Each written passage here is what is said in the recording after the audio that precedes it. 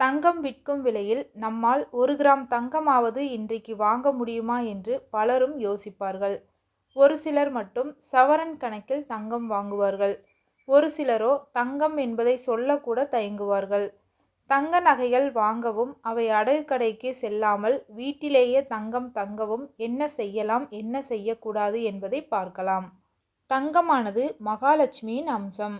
மகாலட்சுமியின் அருள் இருந்தால் மட்டுமே தங்க நகைகளை வாங்க முடியும். தங்கம் நம்முடைய வீட்டில் தங்குவதற்கு மகாலட்சுமியின் அருள் அவசியம் தேவை. நாம் அணியும் தங்கத்திற்கு உண்டான மதிப்பையும் மரியாதையும் தர வேண்டும். கண்ட இடங்களில் தங்க நகைகளை கழற்றி வைக்கக்கூடாது.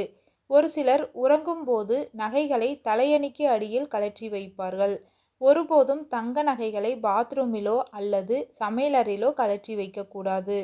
நாம் அணியும் தங்க நகைகளை அதிகமாக அழுக்கு படிய விடக்கூடாது. அவ்வப்போது நல்ல தண்ணீரில் அலசி சுத்தம் செய்து அணிய வேண்டும். ஒரு சிலர் கம்மல், மூக்குத்தியை அழுக்கோடு அணிந்து கொண்டிருப்பார்கள். தங்க நகைகளை சுத்தமாகத்தான் அணிய வேண்டும். எண்ணெய் இறங்கி அழுக்காக இருந்தால் அதை சுத்தம் செய்து அணிய வேண்டும். வாரம் 2 முறையாவது சுத்தம் செய்ய வேண்டும். தங்கத்தை புதன், வெள்ளிக்கிழமையில் சுத்தம் செய்துதான் அணிய வேண்டும். இப்படி செய்தால் மகாலட்சுமியின் மனம் குளிர்ந்து தங்கமானது அதிகம் நம்முடைய வீட்டில் சேரும். நம்மிடம் இருக்கும் தங்கத்தை நாம் பத்திரமாகவும் பாதுகாப்பாகவும் வைத்து கொள்ள வேண்டும்.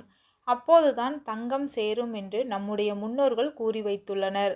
தங்கம் நம்முடைய வீட்டில் சேருவதற்கு பெருமாளை சனிக்கிழமையில் வழிபட வேண்டும்.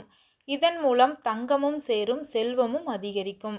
சனிக்கிழமை பெருமாள் கோவிலுக்கு செல்லும் போது துளசி மாலை வாங்கி கொடுக்க வேண்டும். இதன் மூலம் தங்கம் அடுத்தடுத்து சேரும். அதேபோல் நமக்கு பெருமாள் கோவிலில் கொடுக்கப்படும் துளசி இலைகளை கண்ட இடத்தில் வைக்கக்கூடாது. சில துளசி இலைகளை நாம் சாப்பிடலாம். சில துளசி இலைகளை நகைப்பெட்டியில் போட்டு வைக்கலாம். அதோடு சில கிராம்புகள், பச்சை கற்பூரம் போன்றவைகளையும் தங்க நகை பெட்டியில் போட்டு வைக்கலாம்.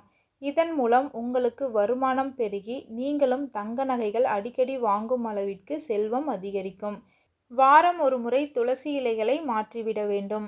பெருமாள் கோவிலுக்கு செல்ல முடியாவிட்டாலும் வீட்டில் வளர்க்கும் துளசி செடியிலிருந்து சில இலைகளை பறித்து நகை வைக்கும் பெட்டியில் போட்டு வைக்கலாம். பொதுவாகவே நாம் நகை வைக்கும் பீரோவை வடக்கு திசையில் வைக்க வேண்டும்.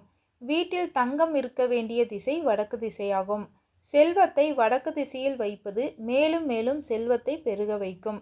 தங்க நகை வைக்கும் பெட்டியில் சிறிய அளவில் பட்டு துணியில் தங்க நகையை வைத்து வைப்பது நல்லது. நகை வைக்கும் பெட்டி இல்லாவிட்டாலும் ரோஸ் கலர் பேப்பரில் சுற்றி பட்டு துணியில் வைப்பது தங்க நகைகளை வீட்டில் மேலும் மேலும் சேர்க்கும்.